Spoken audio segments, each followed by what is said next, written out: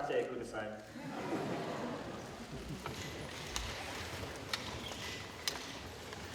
Stand with your feet about as wide as your hips and bend your knees.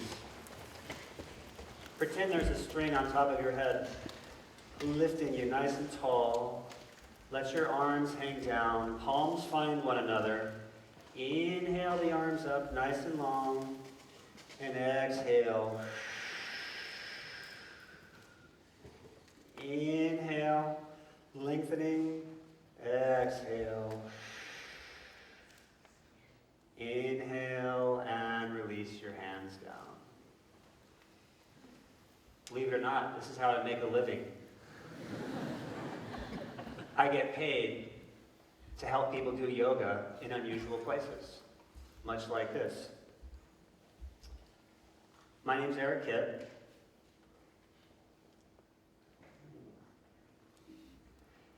And I started a business named Hiking Yoga. What I did, I created a new style of yoga that blended hiking and took it outdoors.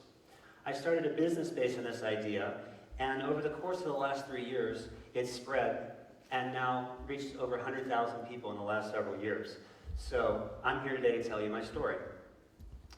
In the spring of 2009, I was an unknown yoga teacher moving into San Francisco, hoping to make a contribution and make a living. San Francisco, you see, is one of the most competitive and diverse yoga communities in the world. There's literally thousands and thousands of teachers, hundreds of studios, all vying for the attention of the yoga community. So how was a novice teacher like myself going to be able to make my mark in such an environment? My biggest challenge, I had to figure out how was I going to differentiate. I had to look inside myself and figure what about me was different from the thousands of other teachers simply rolling out mats on the hardwood floors. So whenever I need to look inside myself and face some of life's bigger decisions, I use a visualization called the rocking chair test to ensure that I'm bringing the best of myself to whatever it is I'm doing. Here's how it works. I envision the 95-year-old version of myself sitting on the rocking chair on the front porch, face wrinkled, hair gray, if I have any hair by that point. Rocking away, looking over life, building perspective. And as he's looking back at each section of life and thinking, he gets a chance to begin with the end in mind. You start to build perspective from a high level, looking down on life and seeing what's going on. When you have that perspective, you start to prioritize what's most important to you. And I find that when I'm in this position of visiting myself in the rocking chair, if I do this on a regular basis, it essentially rules out regret. So that's the rocking chair.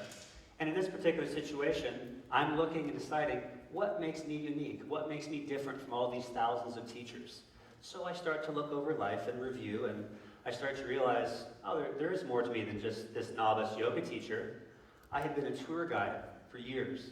I had led trips all over Alaska, Hawaii, California, and I had an absolute passion for connecting people to new experiences in beautiful places. I also had a college degree in history, a passion for geography, and everywhere I had traveled and lived, I had hiked and explored all the areas to find what's best in each community, what most turns me on and excites me about that community. Also, I had worked for years as an entrepreneur, so I had all these aspects of myself. I wasn't just this small new yoga teacher trying to go compete in this big world. I had all these experiences to bring, but it took this perspective to gain that appreciation. And what I realized was that I was a square peg trying to fit into a round hole. And this actually got me pretty worked up. I was pretty disappointed that I was going to let that happen to me.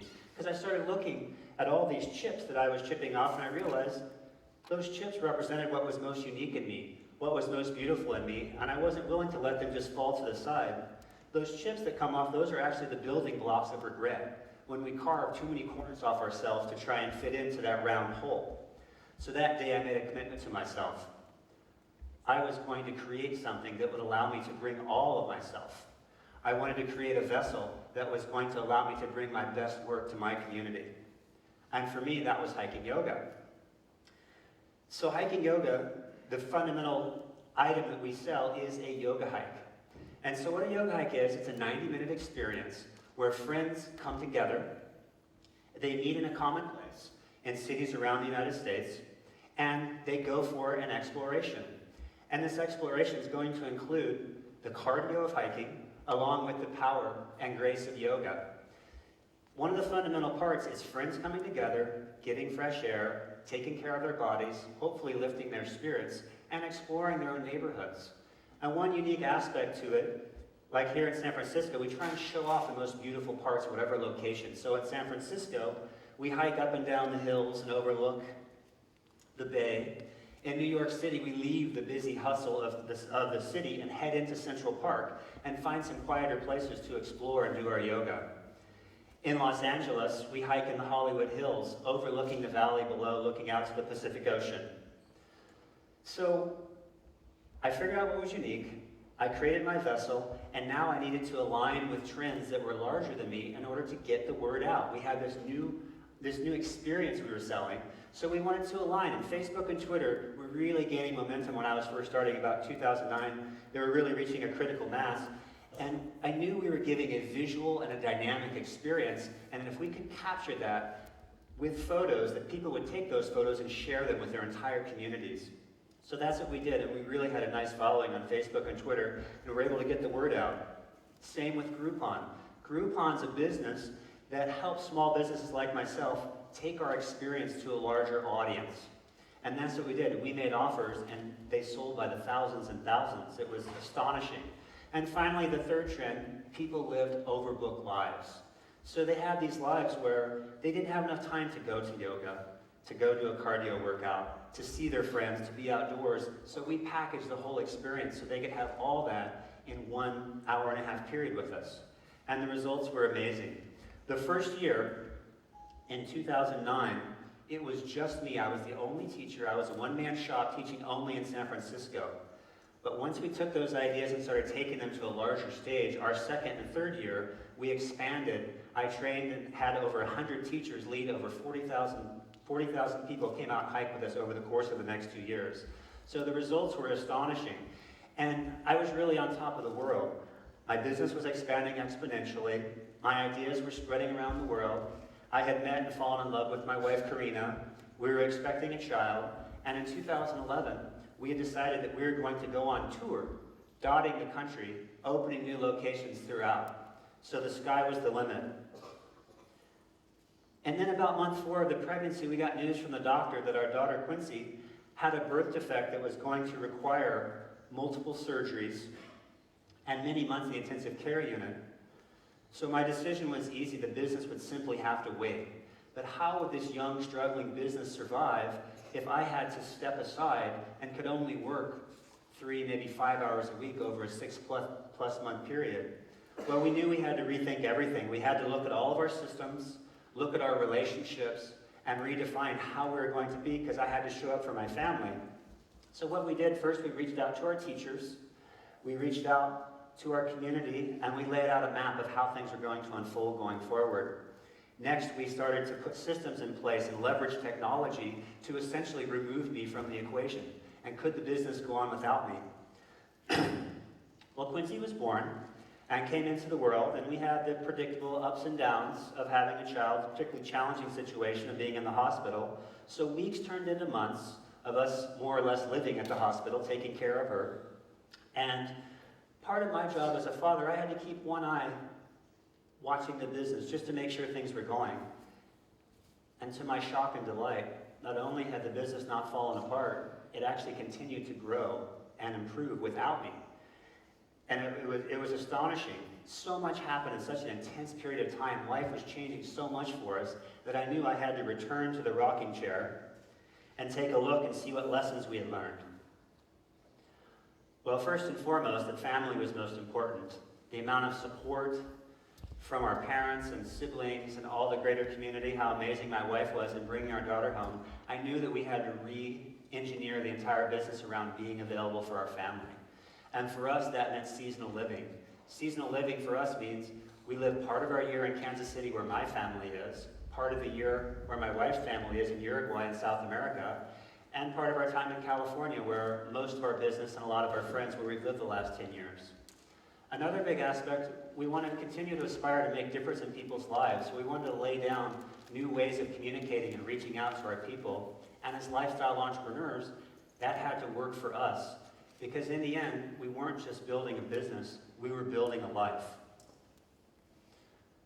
Fast forward to the present, our daughter Quincy is now 16 months old and is thriving and healthy, and you'd never know the difference in spite of all the early challenges. We have a second son on the way. He'll be here in spring. And hiking yoga continues to evolve and progress. We're excited for 2013. We're going to continue to expand into new cities, and we're actually starting to train other people. So now the business is not going to be limited just to me and my management, but we'll actually expand. We'll have individual pods of people starting hiking yoga around the world. So the sky's the limit. We're truly excited. But I didn't come here just to tell you my story. I flew halfway around the world because I was hoping to challenge you and hopefully inspire you to take a seat and look inside yourself.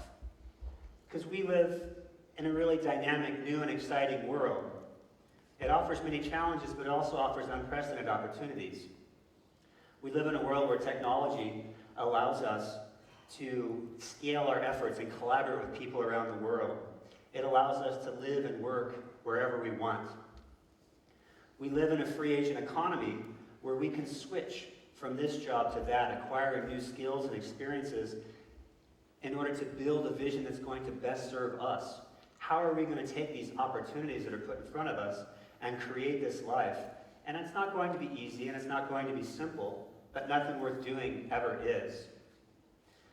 So I want to challenge you, please, take your time. Spend some time in the seat.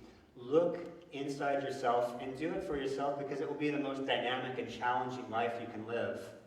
And secondly, do it for your community, the people you hope to reach out to and have an effect on.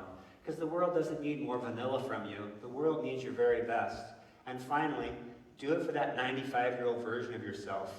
Because he's sitting there looking down, supporting you, maybe asking some of the tough questions. Are you doing your best work? What makes you unique and special? Are you chipping off parts of yourself?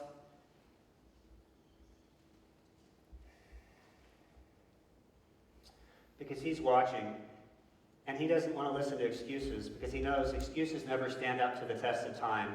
He knows the only thing that limits you is your imagination and your willingness to go for it.